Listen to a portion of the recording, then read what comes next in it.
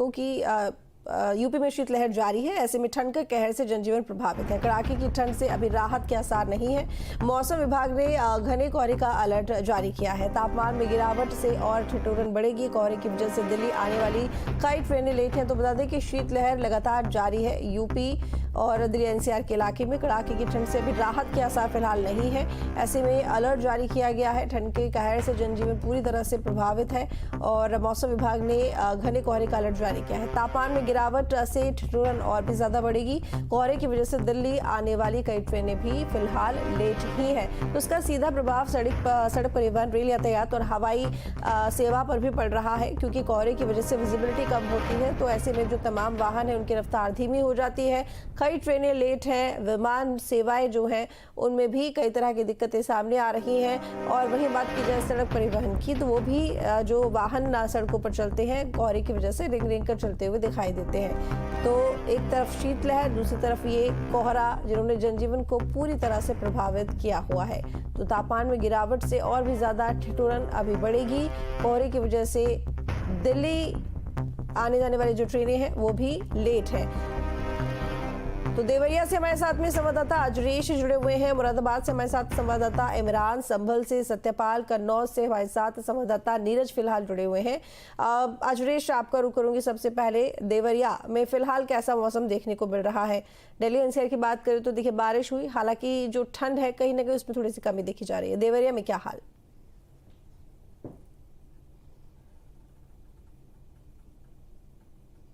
बता दूं, देवरिया जनपद में शीतलहर के कारण यहां काफी ठंड बढ़ चुकी है। यहां तक कि आने जाने वाले लोगों पे इसका असर देखने को मिल रहा है। जो वाहन चालक हैं वो बहुत सावधानी पूर्वक वाहन चला रहे हैं, क्योंकि ये शीत के कारण, शीतलहर कोहरे के कारण आम सामने कुछ दिखाई नहीं दे रहा है।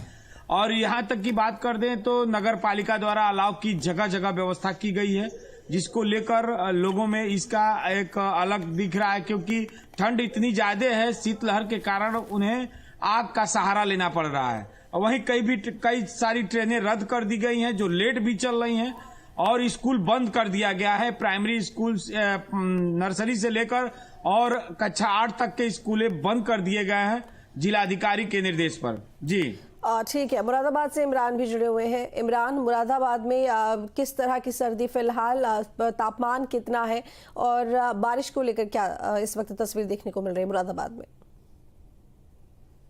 बिल्कुल, ठंड को लेकर उत्तर प्रदेश के, पश्चिमी उत्तर प्रदेश के लोगों को ट्रिपल अटैक का सामना करना पड़ा, जिसमें पछुआ हवाएं हो, बारिश हो या घना कोहरा। और आईएमडी के मुताबिक उत्तर प्रदेश में येलो अलर्ट भी जारी किया गया है, जिसमें 17 जिलों में बूंदाबांदी, तो वहीं 58 जिलों में घने कोहरे को लेकर अलर्ट जारी किया गया है।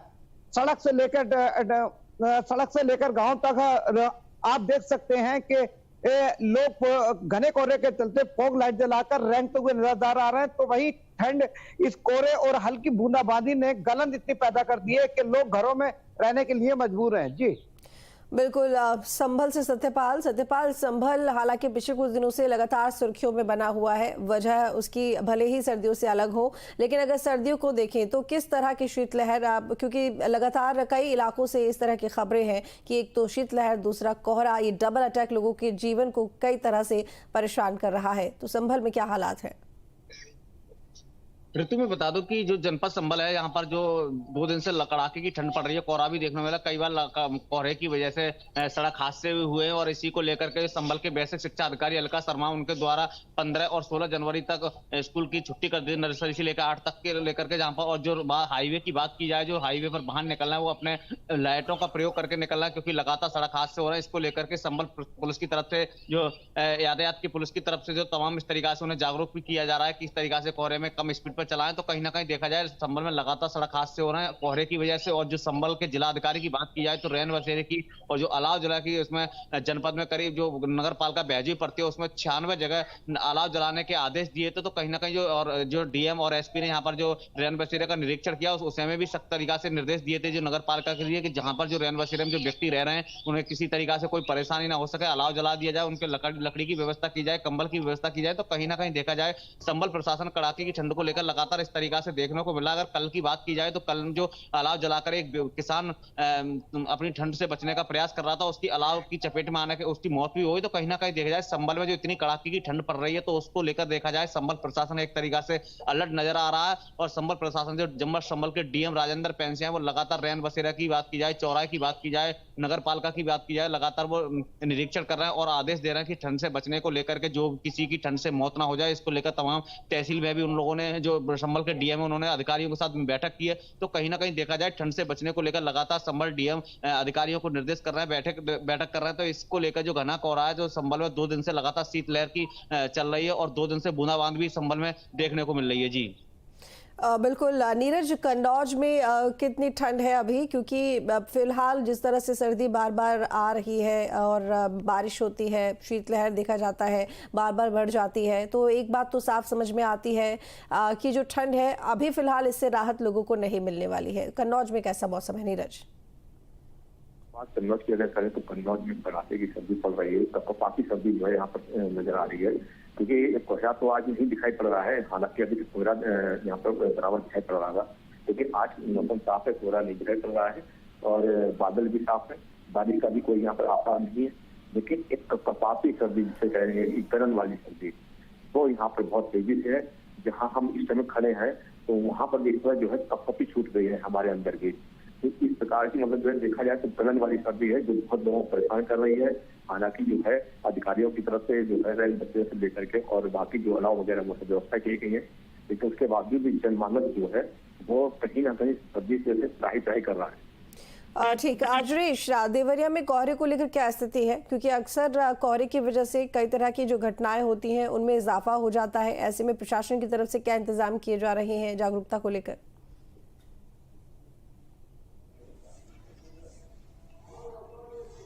जी आपको बता दूं, लगातार सभी गाड़ियों पे रेडियम लगाए जा रहे हैं, जिसकी वजह से लोगों को दूर से दिखाई दे, ताकि वो लोग सचेत रहें। और फोग लाइट जला के वाहन को चलाया जा रहा है, क्योंकि जगह हर समय पुलिस प्रशासन द्वारा इसकी जागरूकता अभियान चलाई गई, यातायात के नियमों को बताया गया, ताकि आप लोग जब कोहरे में चले तो अपनी लाइट जला के चले और थोड़ा इंडिकेटर भी जलाएं। और यहाँ ठंड इतनी ज्यादा है, कोहरे की वजह से रोड पे चलने वाले वाहन दिख नहीं रहे हैं आमने सामने, इसलिए यहाँ सावधानी पूर्वक लोग वाहन चला रहे हैं। और ठंड के वजह से चौपाया, बुजुर्ग और बच्चों पे इसकी असर देखने को मिल रहा है, जिससे वजह से काफी सर्द गर्म की वजह से उनको तबीयत खराब, बुखार और तमाम बीमारियों के शिकार भी होते नजर आ रहे हैं। ठीक है इमरान, मुरादाबाद में बारिश को लेकर क्या तस्वीर रही? क्योंकि दिल्ली एनसीआर के इलाके में लगातार 2 से 3 दिन लगातार बारिश देखी गई, जिसके बाद थोड़ी यहाँ पर कोहरे से जरूर राहत मिली है।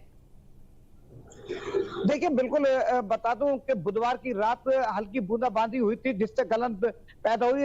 ये देखा जा सकता है कि एक रुक रुक का इन देवता मेहरबान है, लेकिन सूर्य देवता नाराज नजर आ रहे हैं। और अगर धूप निकलती भी है तो इतनी कोहरे और ठंड की उससे थोड़े धूप का असर कम हो जाता है और गलन हो जाती है। यहाँ बताना चाहूंगा कि घने कोहरे को लेकर मुरादाबाद के एसएसपी सतपाल अंतिल की एक अहम पहल शुरू की गई है कि उन्होंने मुरादाबाद के समस्त थाना प्रभारियों को और यातायात पुलिस को निर्देशित किया है कि सड़कों पर रात के समय सड़कों पर उतरकर पुलिस वाहनों पर रेडियम पट्टी लगाए, जो कि निःशुल्क लगाई जाएगी।